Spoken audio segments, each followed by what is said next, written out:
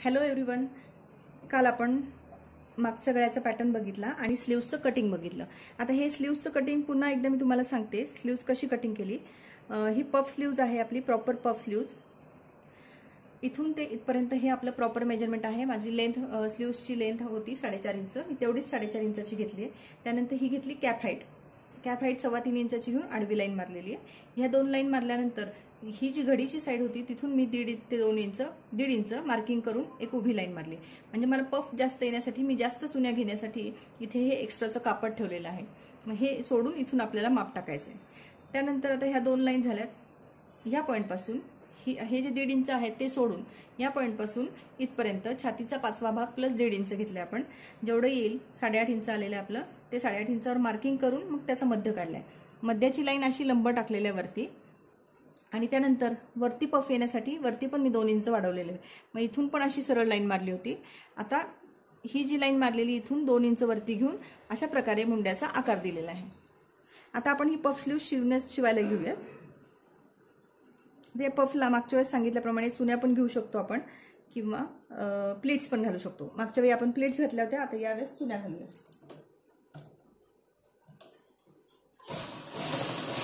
टाका मोठा केलेला आहे आणि एक टिप मारलेली आहे. तर ही टिप मारल्यानंतर आपल्याला एकच दोरा घ्यायचा यातला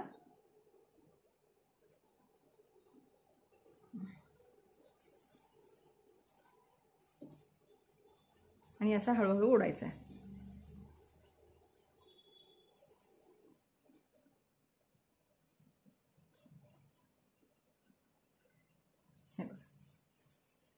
अशा पद्धतीने ते चुन्या तयार झालेल्या आहेत. आता हा भाग असा घडी करायचा आहे आणि हे जे मेजरमेंट आहे हे आपल्याला मोजायचं आहे.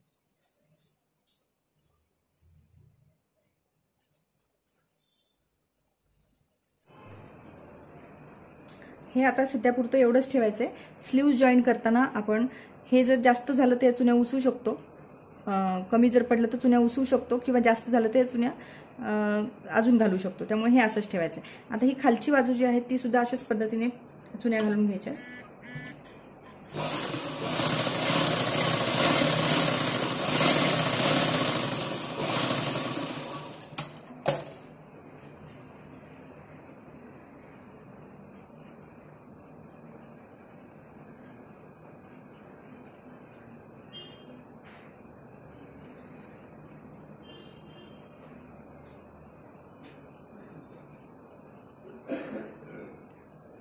ह्या सगळीकडे अशा व्यवस्थित डायव्हर्ट करून घ्यायच्या चुन्या आपल्याला.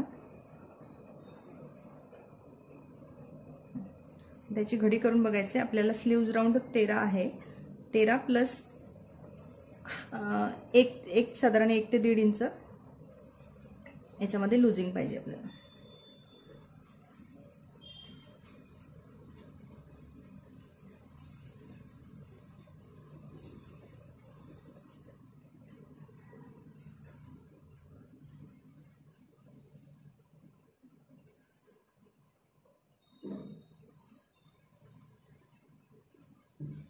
तेरा निम्मे 6.5 प्लस 1 7.5, हे 7.5 आलं पाहिजे.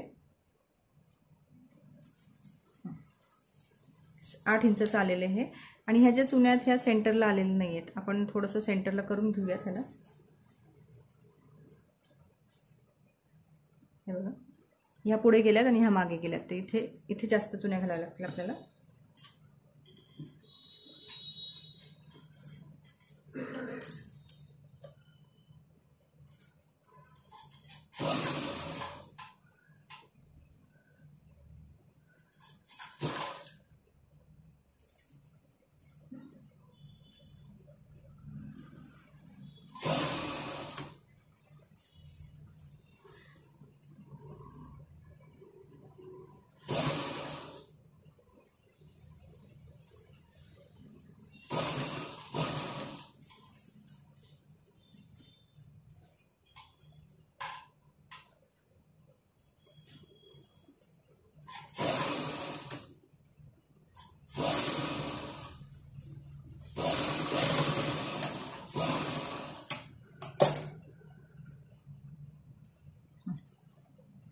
आता हे 13 इंचाचं झालं पाहिजे, 14 इंचाचं झालं पाहिजे. हां, 14 इंचाचं तयार झालेलं. आणि वरचा भाग ॲज इट इज ठेवायचा आपल्याला. वरच्या भागाला नंतर चेंजेस करणार आहे आपण.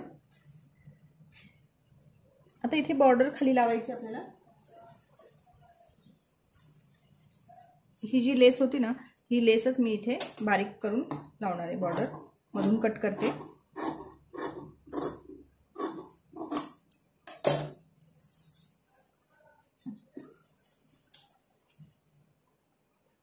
खालच्या भागावर लावायची.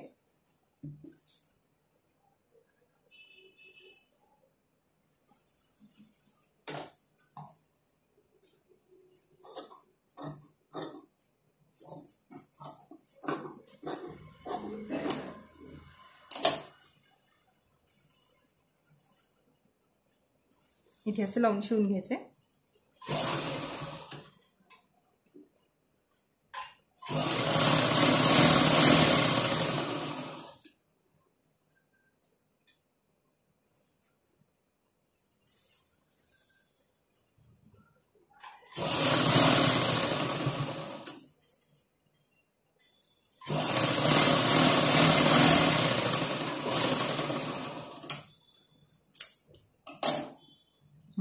ही लावून झालेली आपली. आता ही अशी फोल्ड करून घ्यायची आणि हा जो भाग आहे हा असा फोल्ड करून इथे शिवून घ्यायचा. म्हणजे बरोबर फक्त ही बॉर्डरच इथे दिसणार आहे.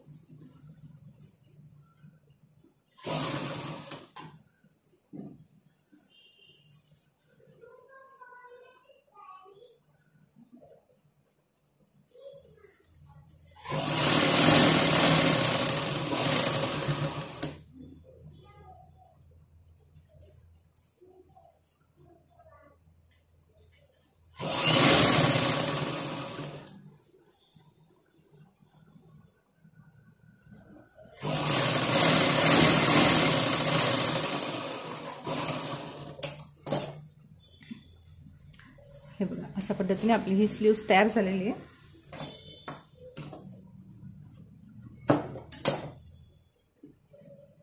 हा असा पफ आहे याचा. आता दुसरी स्लीव सुद्धा अशाच पद्धतीने आपल्याला शिवून घ्यायची.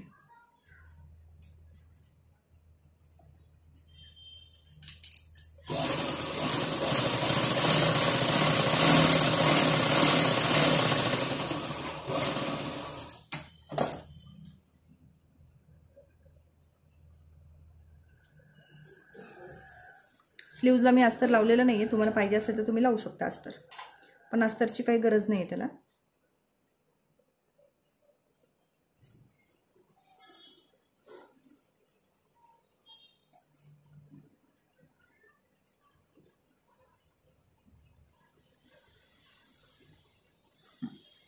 करून घेतले. आता खालचं पण करून घेऊ.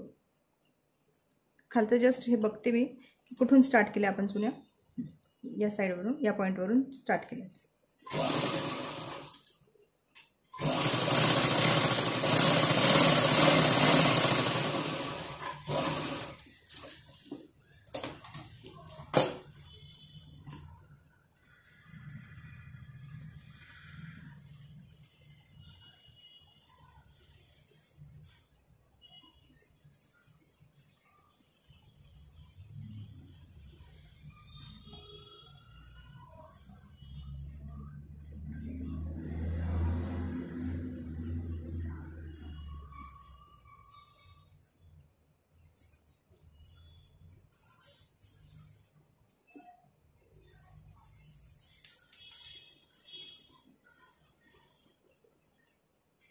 हे पण 14 इंच झालेलं आहे. आता याच्यावर एक पक्की टिप मारून घेते.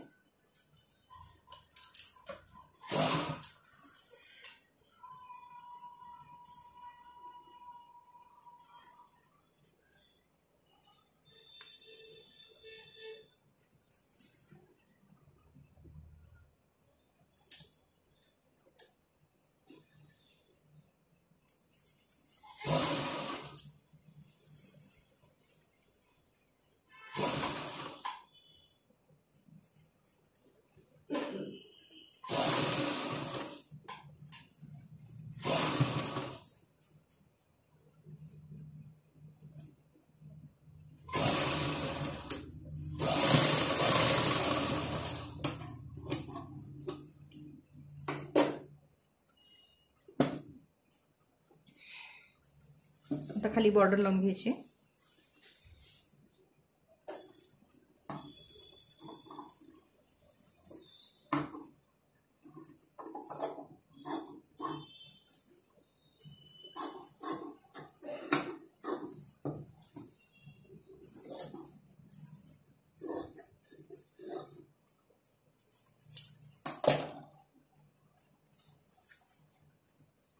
या साईडला अशा पद्धतीने लावायचे आपल्याला.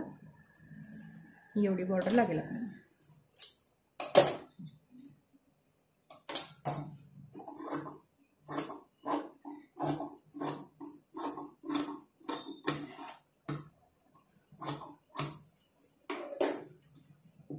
ही साईड एक साईड आपण शिवून घेऊया.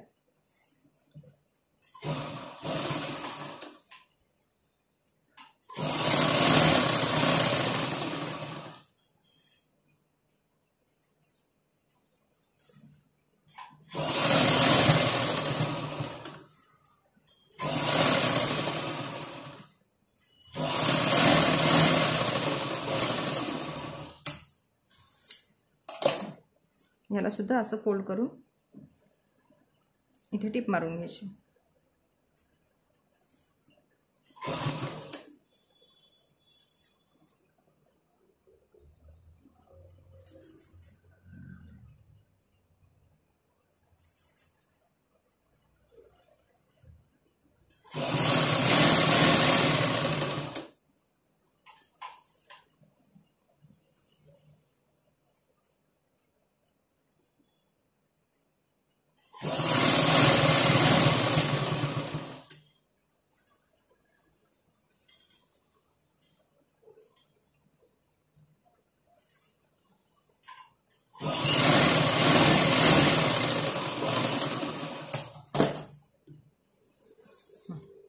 दोन्ही स्लीव्ज आपल्या तयार झालेल्या आहेत.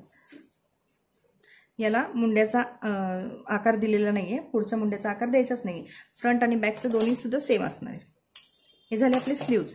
आता आपण पुढचा आणि मागचा भाग जोडून घेऊयात, मग स्लीव्ज जोडून घेऊया. पुढच्या भागाला आपल्याला गळा शिवायचा आहे. क्रॉस पट्टीने गळा स्टिच करून घेऊया.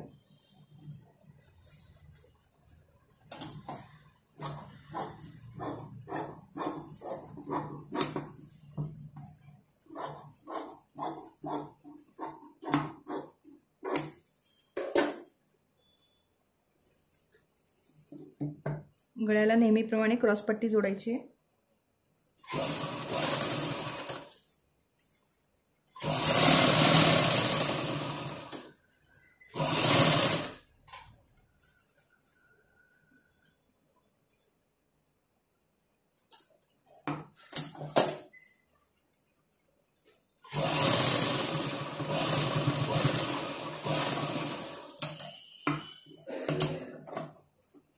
एक्स्ट्रा कापड कट करून टाकायचे आणि याला स्लॅश मारायचे.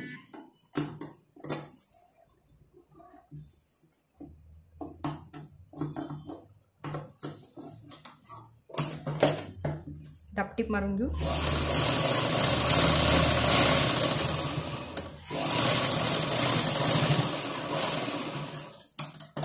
दुसरा गळा पण अशाच पद्धतीने शिवून घ्यायचा आहे.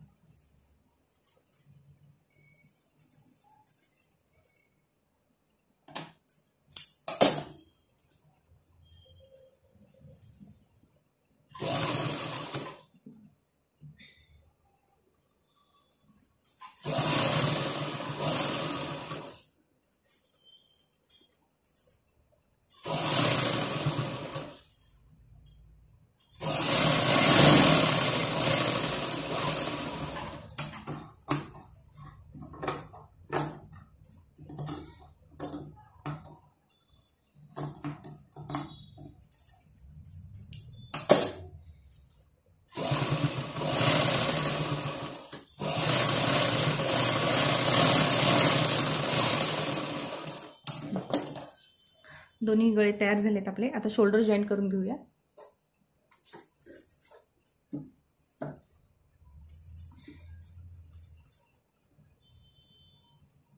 हा भाग ह्याच्यावर ठेवून इथे बघा व्यवस्थित आपल्याला शोल्डर जॉईन करावे लागणार आहे.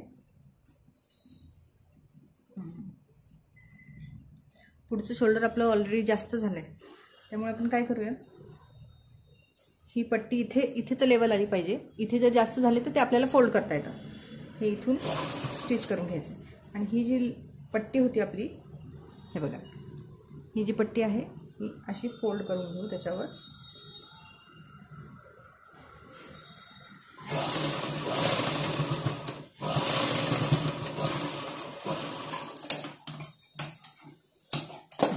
ही थोडी जास्त पट्टी आतमध्ये फोल्ड झाली कारण आपलं पुढचं मागचं शोल्डर कमी जास्त झालं आहे. तर मी काय केलं, पुढचा जो शोल्डर जास्त झालं होतं ते आतमध्ये घातलं आहे. आता हा गळा फोल्ड करताना आणि हेमिंग करताना हा अशा पद्धतीने हेमिंग होईल की ते आपल्याला कळणार पण नाही की इथे कमी जास्त काही झालेलं आहे म्हणून. हे बघा, आणि इथे बघा, इथे पण फिनिशिंग व्यवस्थित दिसते आहे. आणि इथे पण बघा, ही डोरी कशी छान बसलेली इथे. अशा पद्धतीने ॲडजस्ट करून घ्यायचं शोल्डर. आता इकडचं पण शोल्डर अशाच पद्धतीने जोडणार आहोत. हे पण थोडं जास्तच झालेलं आहे शोल्डर पुढचं, ते पण आतमध्ये टाकून द्यायचं असं.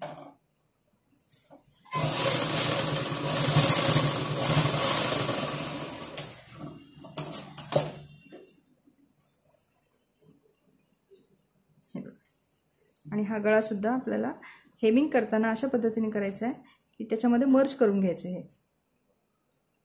कुठे घडी दिसत नाही आपल्या गळ्याला कुठे, आणि असं आतमध्ये गेले कापड ते सुद्धा कळत नाही. इथे व्यवस्थित फिनिशिंग आलेली आहे.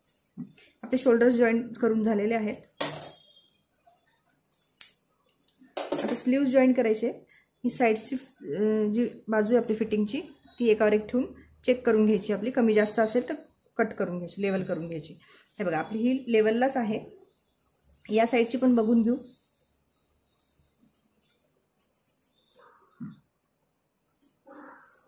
ही पण लेवललाच आहे, थोडीशी जास्त आहे, ही कट करून घेते. आता स्लीव्ज जॉईन करून घ्यायचे. आता स्लीव्जमध्ये तर आपल्या पुढचा आणि मागचा भाग दोन्ही सेम आहे, त्यामुळे कुठलीही स्लीव्ज कुठेही लावली तरी सुद्धा चालेल.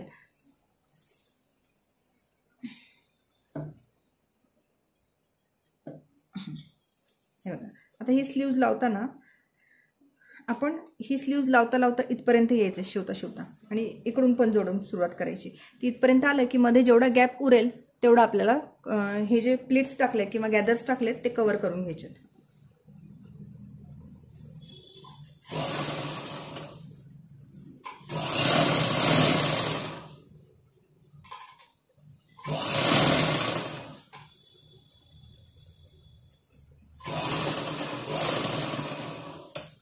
इथपर्यंत आलोय आपण. आता एवढंच माप इथपर्यंत शिवून घ्यायचं आहे या साईडचं.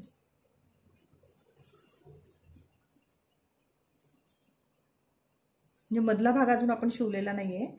हा दुसऱ्या साईडचा भाग शिवून घेतोय आधी.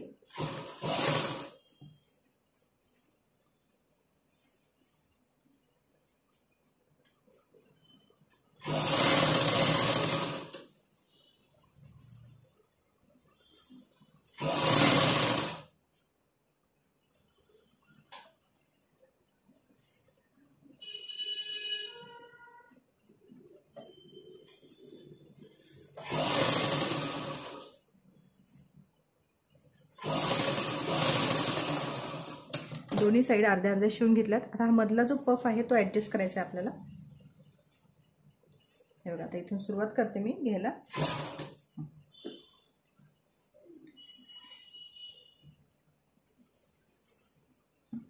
जेवढा आपण ठेवला होता तो अगदी बरोबर बसतोय, काहीच आपल्याला ॲडजस्ट करायची गरज पडत नाहीये. हे दुसरी स्लीव्ज पण मी अशाच पद्धतीने जोडून घेतलेली आहे. तुम्ही बघू शकता पफ किती छान आलाय आपला हा. आता याला फिटिंग करून घ्यायची आहे. मध्ये पफ आहे आणि ही प्लेट्स आहे. आता आपण याला साईडला फिटिंग करून घेऊया. उलट सुलट फिटिंग करून घ्यायची आहे.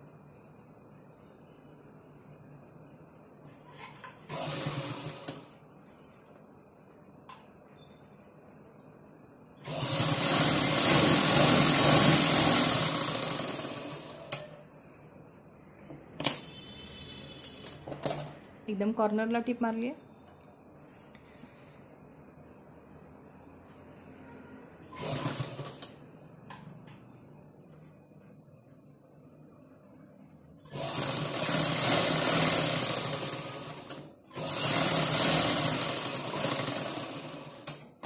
आता इथे फिटिंगचं मार्किंग केलेलं नाही आपण, तर आता आपण चॉकने आधी मार्किंग करून घेऊयात.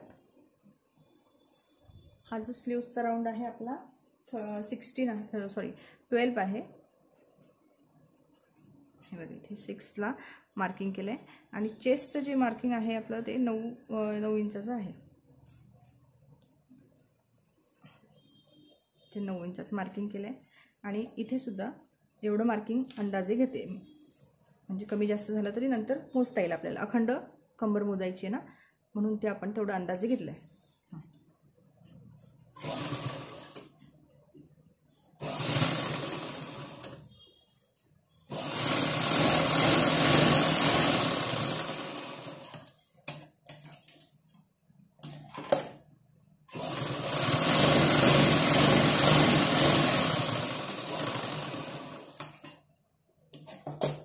इकडे सुद्धा असंच करून घ्यायचं आहे.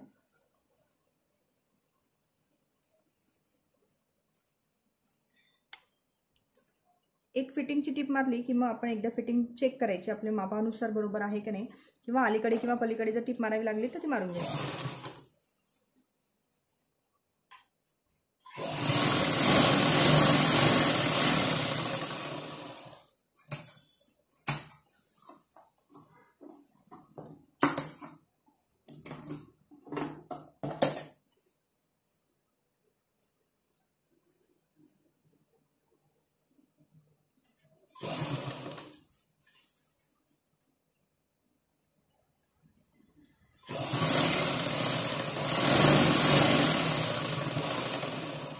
प्रत्येक वेळी तुम्ही कार्बन पेपरनी कटिंग झाल्यानंतर कार्बन पेपरनी मार्किंग करत जा, म्हणजे तुम्हाला असं नंतर मार्किंग करायची गरज पडणार नाही.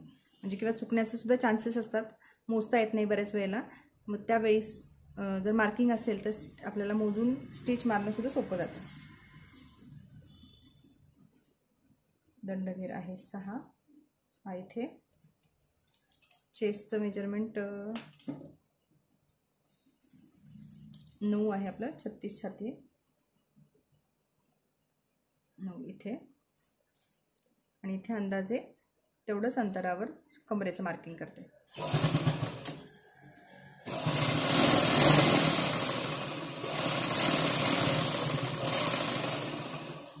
आता कमरेचं मेजरमेंट आपलं चेक करून घ्यावं लागेल आपल्याला. 30 आहे आपलं कंबर.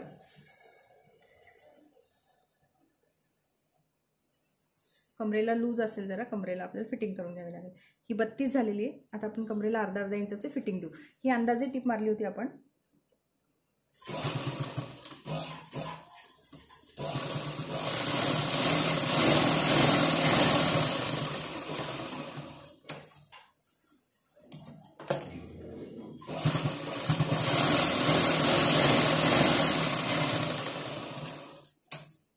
या दुसऱ्या भागाला सुद्धा अशाच पद्धतीने आपल्याला कमरेला थोडंसं टाईट करावं लागेल.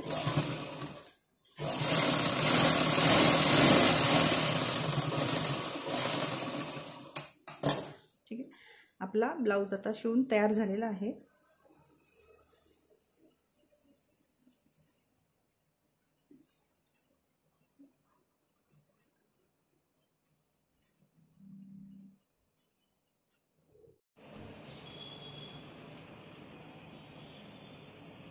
आपलं ब्लाऊज तयार झाला आहे. हे स्लीव्स आणि हा मागचा भाग.